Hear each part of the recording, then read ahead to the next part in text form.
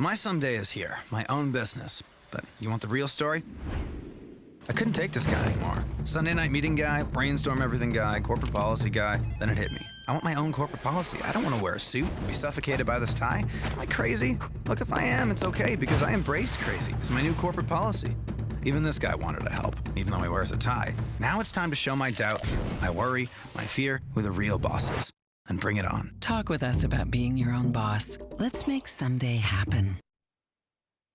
Hi, everyone. This is very new, very different from previous years. Thank you, everyone, for joining us on this Thursday afternoon. We have put together, we have 30 minutes to this afternoon. We've put together sound bites of information that we hope that you'll find useful. And let me introduce our panel today. We've got quite a few people on our panel. We have myself. So again, my name is Cayenne from RBC Commercial Banking. I have my colleague Jane here with me. Jane and I work as a team, and we work with our business owners and entrepreneurs to help businesses with credit solutions, cash management, and all the works. I also have my colleagues James Law and Chris Swears with me. They are from our RBC Dominion Securities Group. James and Chris works with our clients on essentially entrepreneur planning. So a reminder that it's not just about your business. We want to also make sure that you have your finances in order as well. And of course, we have our awesome BDC partners with us today, Marcus Schell and Richard Turner. Marcus and Richard, similar to Jane and I, we work with our commercial and small business clients on essentially, credit solutions and all that. And then we also have Sean from BDC's Advisory Group, and he will talk to us today on kind of one of their best kept secrets and consulting solution that a lot of our clients have used this year that they found quite useful. So with that said, I will pass this on to my colleague, Chris and James.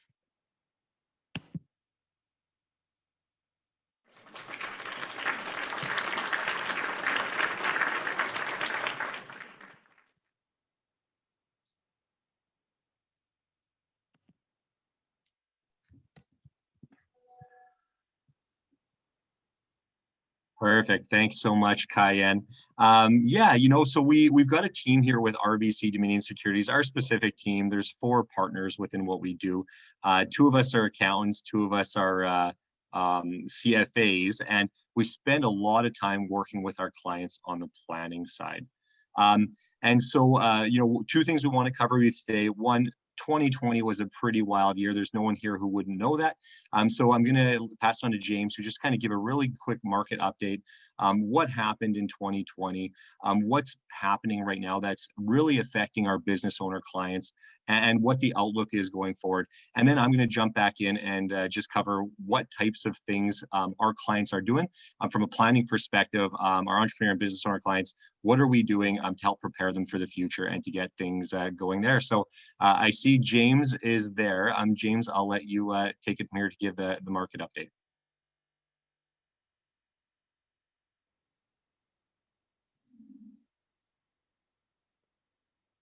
Yeah, thanks so much for creating this and allowing us to speak on. And thanks to everybody for your time.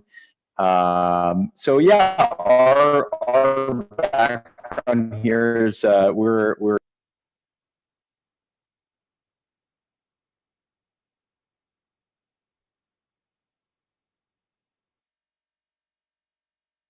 Oh, I think we lost James there.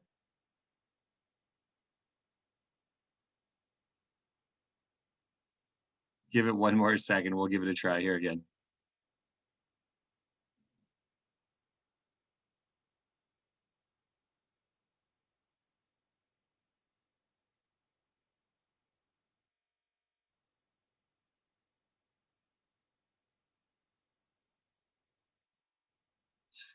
All right, you know what? I think what we might do is James, I think we're having a little bit of issues with your connection right now. So maybe what I'll do is I'll just go forward and I'll just chat about some of the planning strategies we're doing with clients. Or do you want to give it one more try there, James?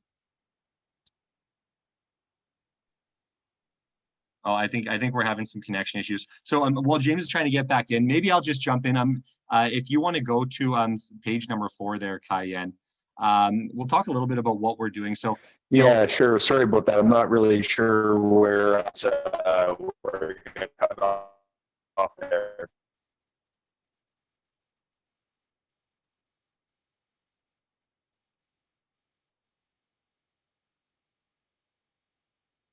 all right, I'll just move on from number 4. So from a business owner planning, well, if James can come in kind of at the end, we'll do a market update then. But from a planning perspective, we kind of have 2 things that most of our clients kind of, look at from a planning perspective. One, there's 2 things that are absolutely inevitable. We don't know what the world's going to be doing in the next year. We don't know what's going to be happening with taxes over the next year. But one thing we do know is that everyone's going to die and taxes are going to be inevitable. And so our ultimate strategy for clients, every now and then people say, you know what, I'm going to have to just pay my taxes. I'll just be done with it. I don't want to do the planning. We say, that's a fair strategy. If that is your strategy for anyone on the call today, I think Justin Trudeau should make a personal thank you card out to you, just to thank you for what you're doing. But, from our perspective with our clients, we often see that small changes and small strategies can make a really big difference down the road. You can push a tax bill 10, 20, 30 years down the road. And, from your net worth, from your family's kind of future, it can make a massive difference. The second picture I've got there is, I'm going to die anyways, what do I care? It's not going to affect me. It's going to be the next generation. I'll let them deal with it. We also hear that one a lot. That's a decent strategy. But well, we've heard a few people say that, we've never yet heard a single client out of hundreds of meetings say, I'd really like when I die for my family to fight over my money and, to go at it and never speak to each other again when it's all over. And yet, not I bet you if I did a straw poll in this room, every single one of us would have a story where that's happened, where they know someone who's had big issues when it comes to estate planning. So those are some of the things we're trying to look for when we look ahead planning for our clients. We don't know if tax rate's going to be going up, but over the next few years, it's likely. Is the capital gains exemption going to be clawed back? We don't know, but these are things that, our clients are worried about and that we're looking for. So, often, when we ask clients, we say, when's your retirement plan? When would you like to step back? The most common number we hear, and often there's young entrepreneurs who've got a little bit longer time horizon, but the number we most often hear is 5 years. People like to use 5 years because if we said 2 years, a lot of them would say, I'm not ready. There's no chance I could get the business ready in time. And if we said 10 years, a lot of, people would want to shoot themselves because, 10 years is a long time to continue doing it, to work at that speed. So, everyone has this magic number, 5 years. But what we often find is when we speak to them the next year, we ask them, when do you want to retire? The number's 5 years. And if we tossed them 2 years down the road, the number would be 5 years. And really what it is 5 years is that comfort level saying, it's a number that I can manage in my head, but I'm not ready yet. And so what we do with our clients, we don't say, let's put a plan, so in 5 years it's done. What we do is we put planning in place for our clients so that if the number is 5 years, 5 years from now, they can actually make a plan. They can execute it if they want. Many of our clients aren't ready to retire in 5 years, even if they've said that. We get there and they're still having a lot of fun. But what we do is we put planning in place to make sure they have the option. And so we'll go to the next slide there, Cayenne. One of the things that we often see when it comes to planning for entrepreneurs and planning for business owners, and you probably experienced this yourselves, often the advisor will come in and say, hey, I've got 3 questions for you. One, when are you selling the company? Number 2, how much you selling the company for? And 3, what are you going to be doing with the proceeds? And that's really where the heavy planning comes in. While we agree that those are pretty important decisions, from our clients, from the people and the entrepreneurs we sit down and talk to, that's usually not the stuff that's keeping them up at night. That's not the important stuff. A lot of the questions, and here's a few of the ones that really kind of have come up with us this year where people have been looking at. So, what happens if the government reduces or eliminates the capital gains exemption? What is that going to mean for me when I go to sell the business? What is that going to mean for my family? What is it going to mean for my assets and my net worth? If the marginal tax rate moves up, from 53 to 60 to 65 to 70, and it starts looking a little bit like California here in BC, what is that going to do? How is that going to affect our plans and our goals and the objectives we want to have in life? Something happened to us. What happens to the business? If all of a sudden I'm gone and I'm not there to run it or sign the checks or, do things, Will the business transition in a healthy way? Is it going to be a liquidation scenario? Are we ready for these types of things? One that actually I heard the other day, it was just last week, one of my clients said, you know, my son's wife is a spender. How do I make sure the assets are going to be protected if the assets transition on over there? And so those are the things we look at. You know, one thing we find is that with most entrepreneurs, most business owners, there's a lot of similarities, and yet not one situation is the exact same. It's very hard to come out here and do a presentation where we say every single person that's called needs a family trust, or every single person needs this tool. You know, every plan really should be tailored to the individual, but there's definitely some commonalities throughout that. And so what we do with our team is, you know, we look at doing the heavy lifting, coming in and saying, okay, what is important to you? What matters? And then we've got within RBC a whole, we call it an army of accountants and lawyers who don't work for a fee, who don't come in to work with our clients, you know, because they're going to be setting up, you know, a family trust or setting up a bunch of corporations. You know, they come in fully objectively to say, let's look at your situation, let's look at your goals, and how can we make this better? So, you know, we kind of have some amazing backings kind of within RBC to make that happen. And the process is pretty in-depth and invasive, but it's kind of worth going through. So you know, one thing I note to everyone we talk to, you know, we're not here to replace your accountants and lawyers. You know, we're really here to do the heavy lifting to help kind of equip and educate you so you can kind of prioritize and plan ahead.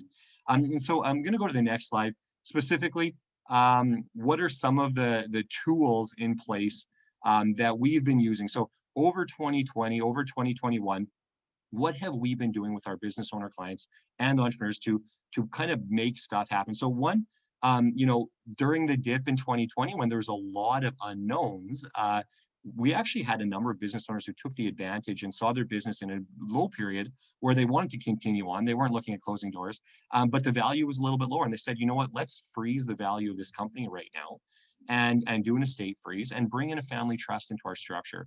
You know, I've got a business where I want to pass it on to my children in the next generation. So if it's a situation where, you know, maybe your business is a little bit slower and you want to lock in your gains at a certain level, and then pass on the future gains to the next generations, multiply that lifetime capital gains exemption. You know, those are things that, you know, we've had a number of clients do it. Now, they don't fit in every situation. They're definitely not something that works in every case, but in the right situation, it can be amazing. Individual pension plans, depending on how long the business has been around and how long you've been working at it, being able to juice up your RRSPs and take significant cash balances outside of the company and do it tax efficiently is an amazing tool. One on the list, and I won't go through every one in detail, I just want to give you a bit of an idea of some of the things we're looking at. But one that I think is really interesting, and not a lot of people in BC use it. It used to be, we'd talk a lot about the Alberta Advantage, and there was a lot of business owners back in the day who had moved to Alberta to die. And as silly as that sounds, you know, the state taxes, or sorry, not the state taxes, the probate fees in Alberta are amazing. They've got a small fixed rate. In BC, you're paying a percentage of your assets.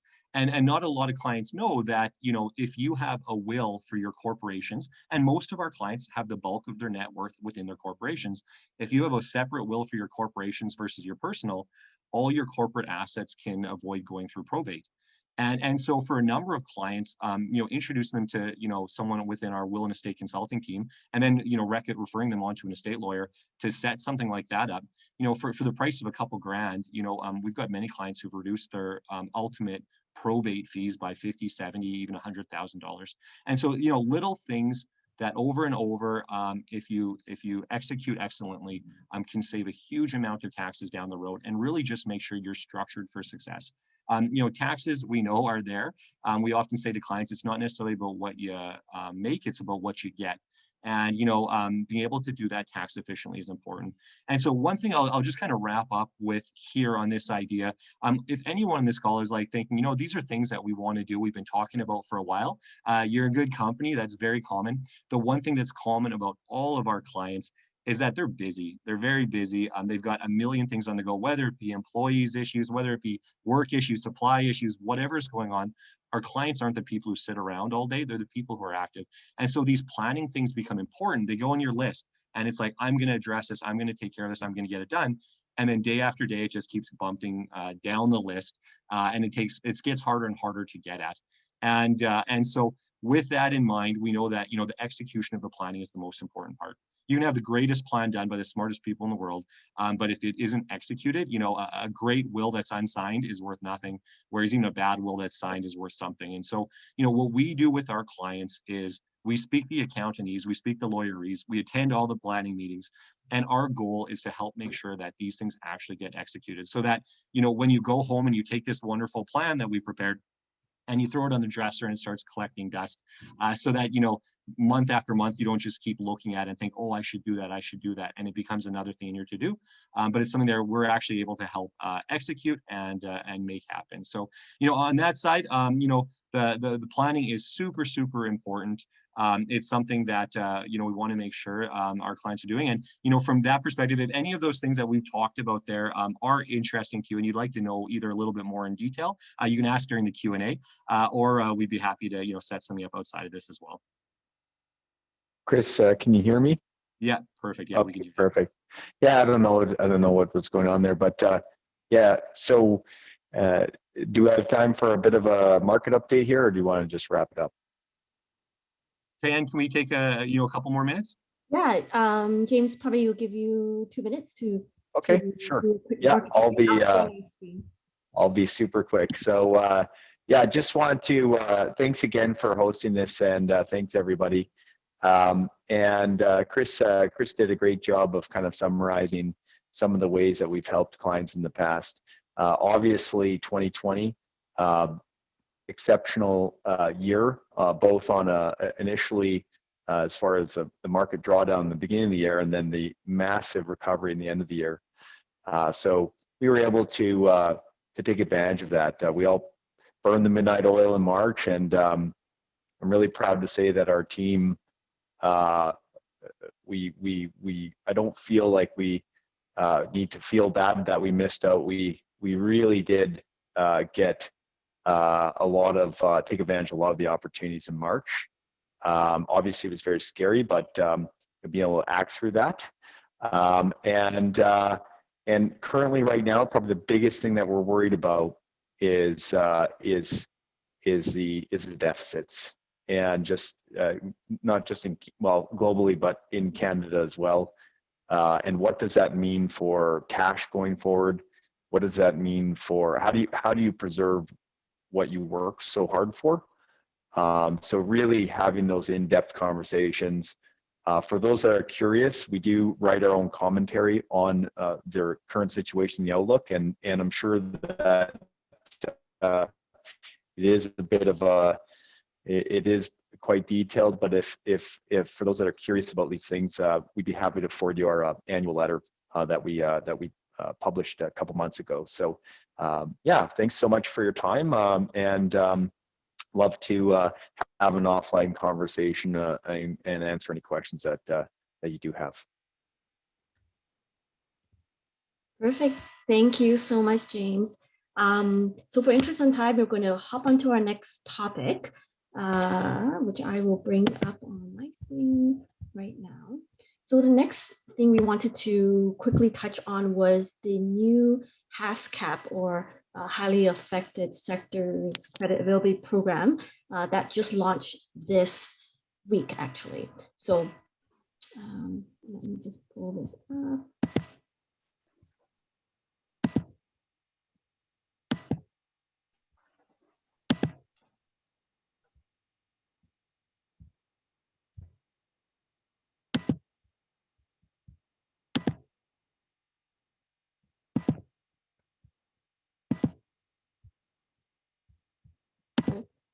So there are a few key things that we kind of want to talk about on this program. So what it is essentially a 100% guaranteed loan by the federal government.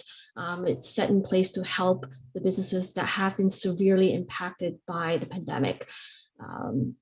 Some details here, the loan allows up to 10-year repayments term, 4% fixed rate, and the program is available till June. Loan amounts vary from $25,000 to $1 million. The key thing is you do want to work with your primary institution. So wherever you are banking right now, it's where you want to approach your account manager and start the process.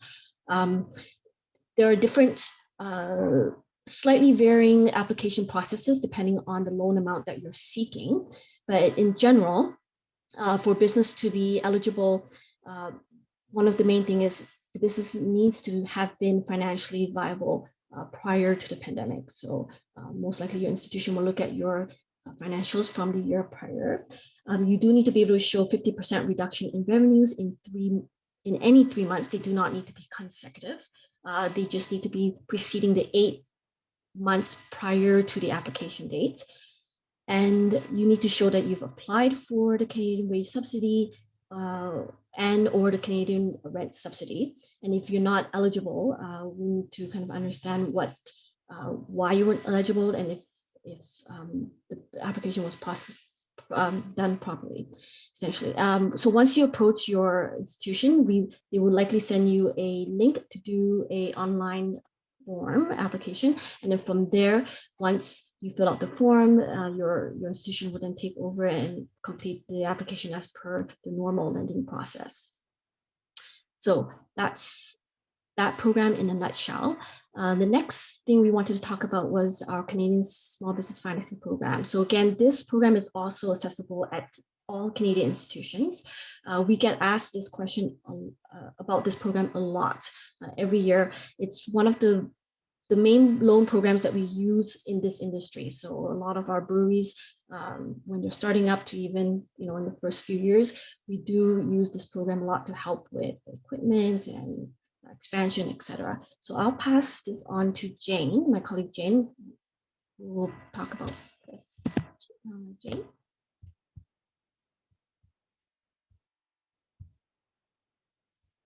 Yeah. We're having some technical issues here. Let's see if Jane is on. Okay. I will just go through it. I think she might be having a little bit of technical issues. Hi, yeah, I'm up here. Yeah, thank you. So just to talk about a little bit more about the Canada Small Business Financing Program, it is a federal government guaranteed loan, and the main objective of this program is to help new business get started, to help establish business to modernize and expand. So the idea is to really help our Canada small business owners with the increased availability for financing and eventually stimulate economic growth and provide jobs for Canadians. So eligible businesses are for-profit businesses operating in Canada under 10 million revenue. And there are 3 asset classes that are eligible for financing as shown on the slide here. So those are equipment, leasehold improvement, owner-occupied business property. And as you can see on the right side, those inventory, working capital, wages, rent, those items are not eligible for financing under this particular program.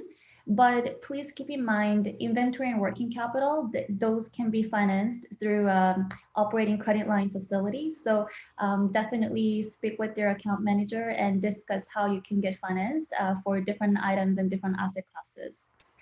If you can go to the next slide, please. And a quick note on the equipment as well. So I know a lot of us are some of us are ordering equipment from Asia or overseas. So for this program, the equipment does need to be on Canadian soil before we can finance on it. So again, work with your account manager and make sure the timeline is appropriate. So how much can we borrow? So for equipment and leasehold improvement, for combined amount, it's $350,000.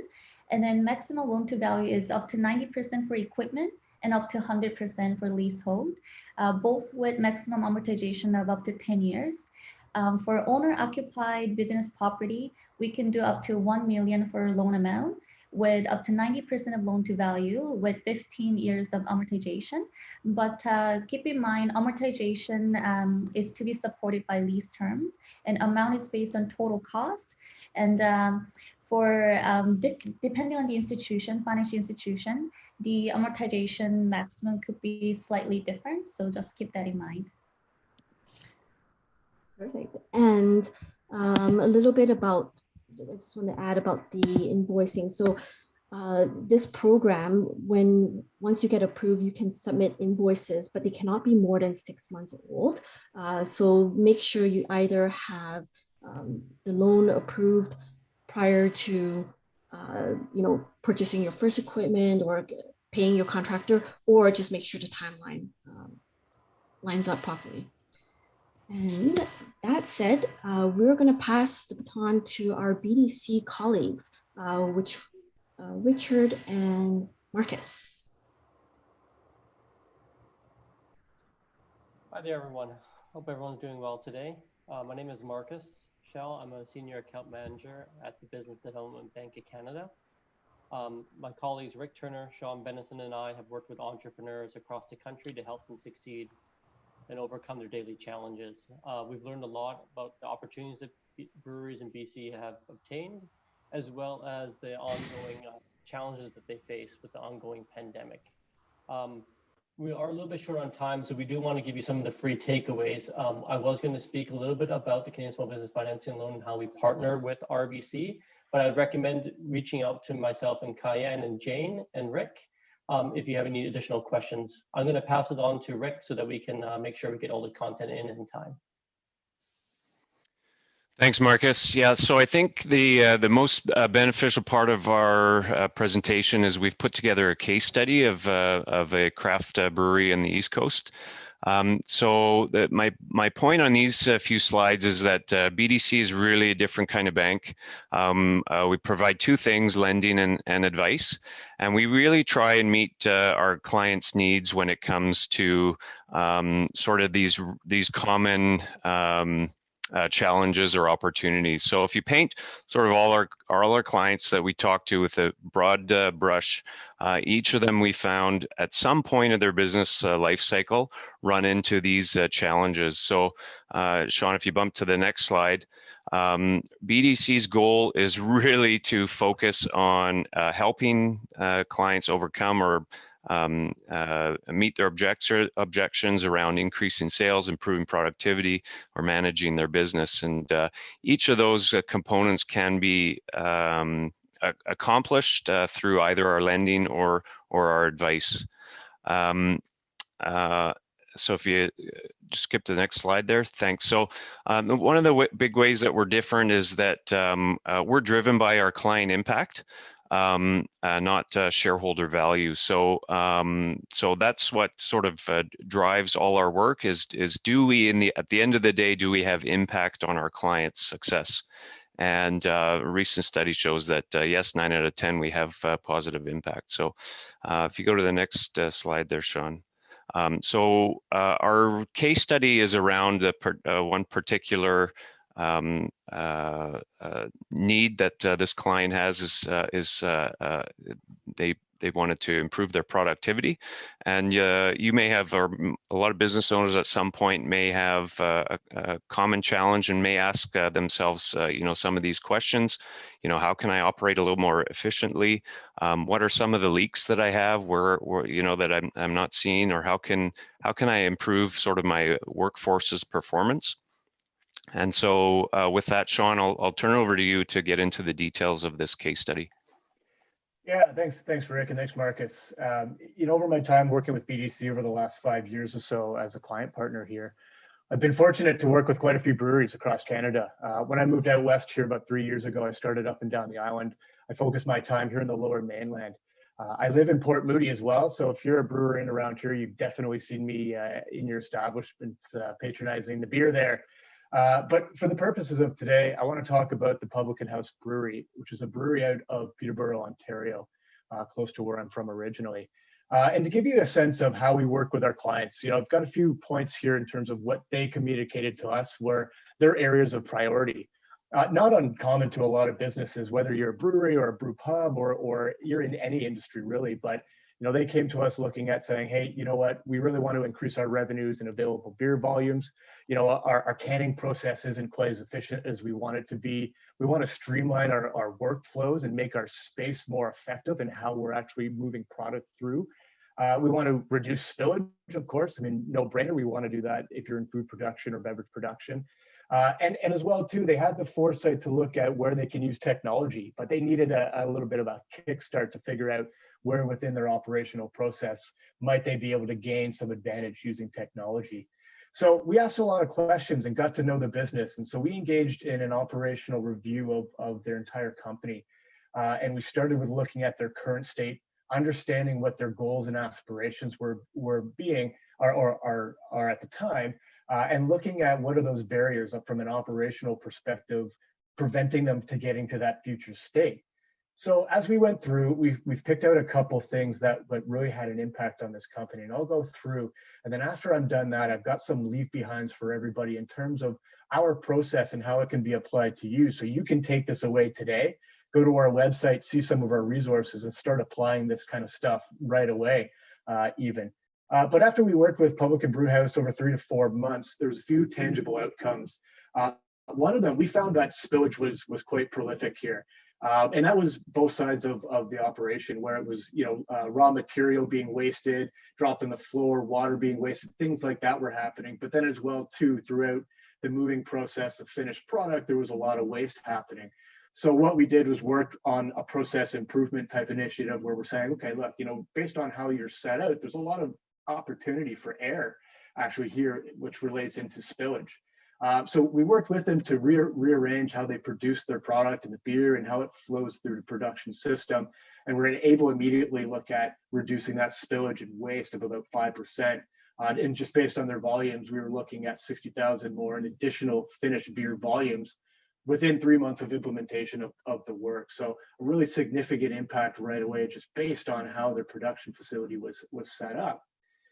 Secondly, we looked through capacity and throughput. So we were looking at some of the bottlenecks within the company, and where are their wait times and where is their waste? And, in our philosophy of lean manufacturing and Six Sigma and all those nice, cool MBA terms, we found quite a few areas of waste. And so it kind of related to things being lost in process and things waiting along the production line. And so as we were looking at how do we smooth out this process and how do we make the facility of brewing much more efficient, we were able to increase their canning capacity from 200 to 600 cans per hour.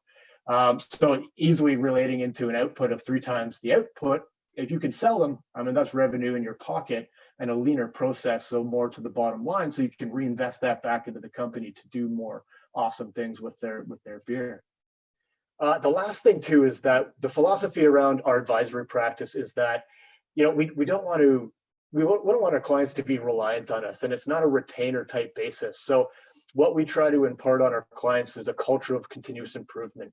So as we work with our clients, there's 2 things. There's the tactical nature of, all right, how do we rearrange this whole setup so we can be more efficient? But what can we leave behind for you and your staff? So continuous improvement is a huge thing for us, and it could be as small as empowering your staff to find 30 seconds, 1 minute, areas of opportunity that you can bring to senior management so that you can start to work through these small, quick win problems, when really the philosophy of continuous improvement is not blowing up the system and putting it back together, but incrementally over time, making a ton of small improvements so that your process is running smoothly as possible. Now, of course, sometimes you need more equipment or you need to change some things up, but really, if you can have a culture of continuous improvement, your staff ends up being your best asset in terms of making those operational efficiency improvements. So the output of this for the company was that the ownership could take back their time and focusing on the strategic direction of the company, right? That's where you as an owner or as key people in your company really have their value.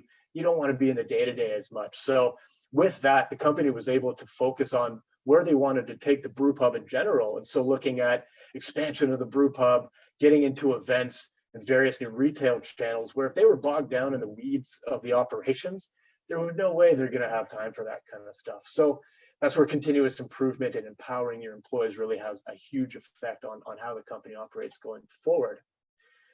So just to make sure that that we actually did the work, we did get a quote from Marty.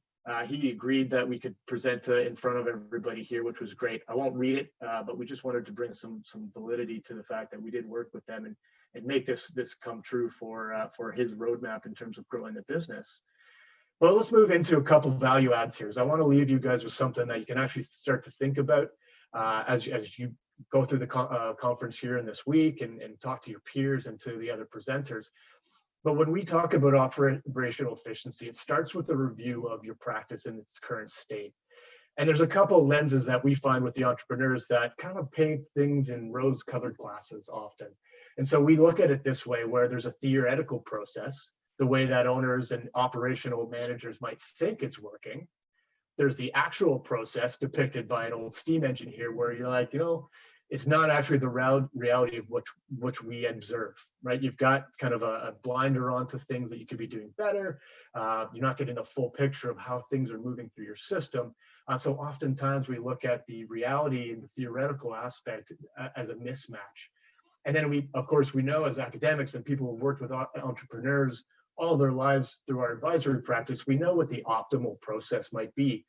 Not only in brewing and operations and food processing, but for most industries, which are very applicable.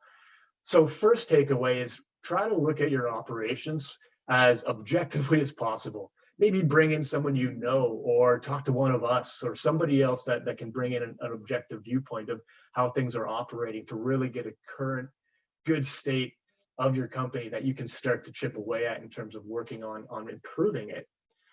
But secondly, too, and here's one of the key things that we observe a lot of the times. Say in the instance of Publican, where they had a lot of waste and things like that was happening in terms of spillage, you know, what's really easy to see is the symptom, which is the spillage. But we have to get down to the root cause of the issues. And so the quote on the right I like is, problems are like weeds. They need to be pulled up by the roots or they'll keep coming back. So when you look at your challenges you're having within your operational floor, whether that be front of house, back of house, manufacturer, supply chain, look at what the actual root cause of the challenge is. So dig into a couple layers of what's happening and ask the question, why? I have spillage, why? Who's involved from a material standpoint, from a labor standpoint, the methods and procedures behind it, and the environment. And only until you get to the actual root cause, the actual pain point of the business, can you actually solve it? Because otherwise you're working on the surface level again, and you're not actually addressing what's actually happening within the process. Public Owner is a great example because that's what we did. We went through an Ishikawa diagram, just like you see on this board, but working with them with that philosophy to say, okay, what's really happening and why, right? If you can do that, you can start to unravel some of the real true causes of what's going on. One last thing to say, you know, there's a lot of philosophy and there's a lot of theoretics behind operational efficiency, but we've got a couple free resources for any of you to go on, and I encourage you to do it. Maybe not over your lunch as we wrap up here, but tonight, tomorrow, whatever it may be, bdc.ca/operational efficiency, bdc.ca/productivity. And I'll bring light to the VCI benchmarking here. What's really going to be interesting is there are a few inputs on our website based on some of your elements on your income statement. You can see how you stack up against other companies in your industry across Canada with the database that we have from our clients, that you can understand, are we ahead of the curve? Are we right, kind of mediocre in the middle? Or are we falling behind our competitors in terms of productivity? And something that you can measure and go back to the website every single month as you get financial results and see how you're trending. But it involves some very theoretic or very practical, rather, productivity measures that you can start to look at to start with that root cause to say, am I getting better, worse, staying the same, and how do I stack up against my peers? Okay, one very last thing. If you go to bdc.ca and go to the entrepreneur,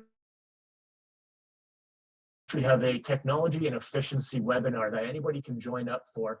It's an hour long. The idea is for us not to talk at you for an hour, but we'll give you some best practices, but then open up the roundtable to everybody that's in the room to talk about your challenges and how it relates to technology and efficiency. So we want to get everybody involved. It's not a webinar to talk at you. Again, it's very interactive, and I encourage you guys all to sign up for them, as well as there's a menu of other topics in there around sales and marketing, e-commerce, anything you could think of in terms of how we can help your business. We've got roundtables for it, so do check it out at bdc.ca and go into the Entrepreneurs Toolkit section to look for that. Okay, and just very lastly here, I'm going to talk about, and I just touched upon it, we talked about operational efficiency here, but in terms of your business, we've got functional area experts across all areas of your business. And so what we'd love to do is meet with you, talk about what's going on with your business, and if anything that we can do to support your growth and where you want to be, we've got the people to do it. Marcus, Rick, myself, we have conversations with entrepreneurs in this regard dozens of times every month with new entrepreneurs. We'd love to do the same thing with you, and our contact information will be up here, along with RBC's as well, to take a screenshot with, and you can reach out to us at any time. Okay, so I'll move in. I'll pause just a second, and as we pause and look at the names here, we'd love to open it up for questions if we have time. I know we're getting to the end of the presentation, by 1 minute actually. So if there's any questions, we can answer them quickly, but take a quick screenshot of this page here with our information on it. You can reach out to us at any time. And then secondly, here's the folks, your RBC team, really useful information. I'm a CPA myself, so what they speak to in terms of financial planning, spot on. So reach out to these guys for that as well. And I'll leave this up for a few seconds. John, we have actually about 10 minutes or so we're good. Oh, wonderful. Okay, so what I'm going to do, I'm going to pass it back to Marcus, because Marcus, you're going to be the moderator for the question period. I know you've had an eye on the chat there. If anybody has any questions about anything we talked about for the RBC folk, for us at BDC, please put them in there now, and Marcus will divvy them up to the appropriate person to chat about it. As we go through, I'll cycle back through our contact information a few times just in case you missed it. But Marcus, over to you. And if there's any questions, let's get at them. Thanks a lot, Sean. I'll open up for the questions here. I don't see anything in the chat at the moment, but please feel free to ask any questions. And if you want to maybe mention if it's for BDC or for RBC as well.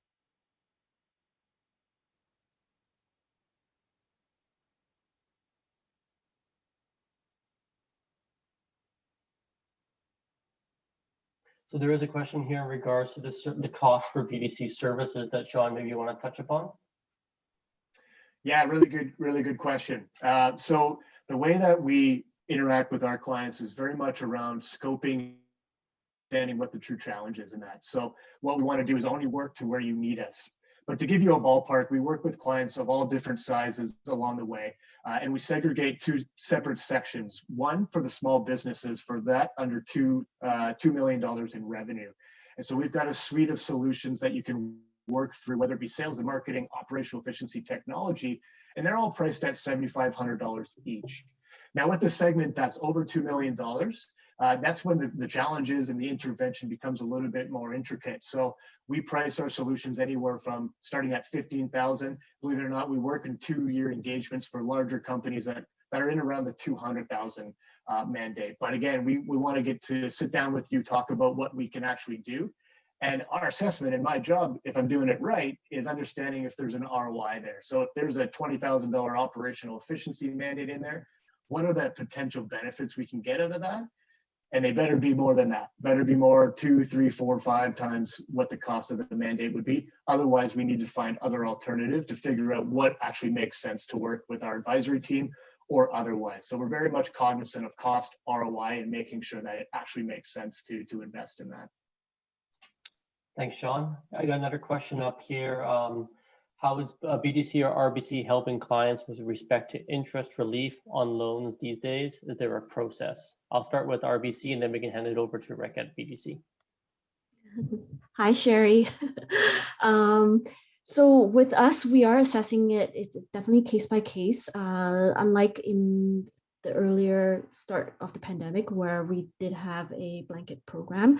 Right now it is a case by case, and we have gotten a handful of clients extended interest principal payment deferrals. So we are doing it, but assess the case by case again, because there are other solutions that we can set. There's BCAP programs that we can help set up instead of payment deferrals. Because one thing with payment deferrals is eventually that loan needs to get paid, and oftentimes we have to re-amortize those missed payments, and that can cause higher monthly payments going forward. So we do want to look at it business to business. Marcus? Rick, maybe you can touch upon the BDC side, please. Yeah, I think not much to add there from Cayenne, except for with respect to interest. I think the biggest driver is coming from government these days. So the interest rates have never been lower, and there's really no sign of interest rate increases. And so it is really top of mind for government, and which is sort of why we're going to see a period of low interest rates going forward here for the next little while. Thanks, Rick. Question here from Ken. What is being done to advocate for those new breweries that still don't qualify for the federal programs, CWS, CERS, as they are open late in the year, 2019? The comparative first opening months or January, February sales just don't cut it for a new business. Maybe I can hand it over to RBC first, and then we can touch upon the BDC side. Yeah, I definitely feel, yeah, it's definitely a tough spot. I know myself, Jane, and all our other colleagues, we are continually providing feedback up the chain to our senior executives, and I know they're working closely with the federal government, and are, I'm trying to provide as much feedback from our clients to them as well. So it's just continuous escalation, and we're hoping something comes up as well, because there are definitely a lot of clients that are falling through on this one. Rick? Yeah, it's definitely a challenge, and it's certainly one of the risks of a new business. And man, I feel your pain. Certainly, BDC does have the ear of federal government, and from what I understand, these challenges sort of quickly make their way to government. BDC can support in whatever ways that we can, or we will in whatever ways we can. And certainly any challenges like this are being passed on. Thank you very much. If there's any other questions, please feel free to ask. And if not, I know we have run over time, so I do appreciate you guys coming on board, and thank you very much to our partners over at RBC and my colleagues here at BDC. Thanks for attending the event today, and wish you all the best. Thank you.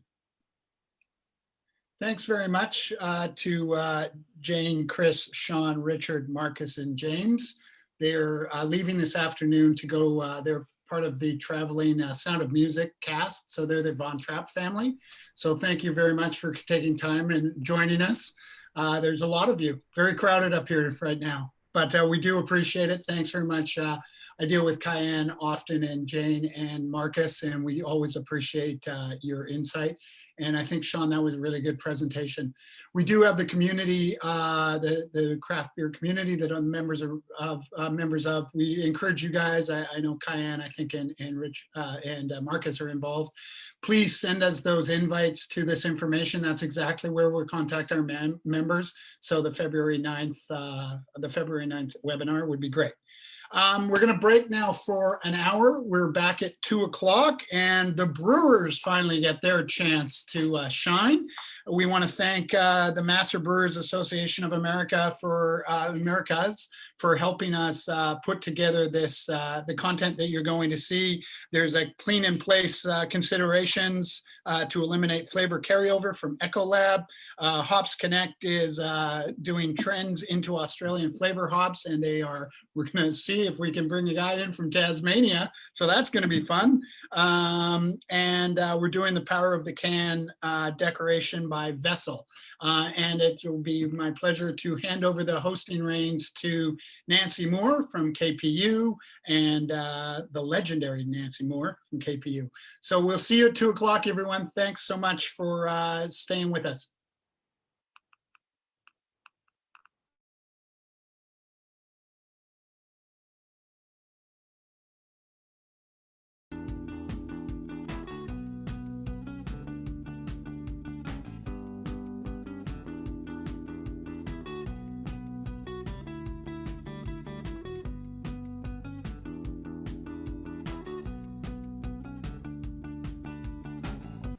For those of you that I have not had the pleasure to meet, I'm Matt Aruda from Capri CMW Insurance, and I specialize in helping craft breweries protect their business. We are proud members and the preferred insurance brokers of the BC Craft Brewers Guild. Much like everything the past 12 months, insurance has become more complex and volatile than ever, particularly affecting the craft beer industry. With that, we're here to help, and I'd love to hear from you. Please find me on the Gills community platform for contact information to chat. Enjoy the conference. Cheers.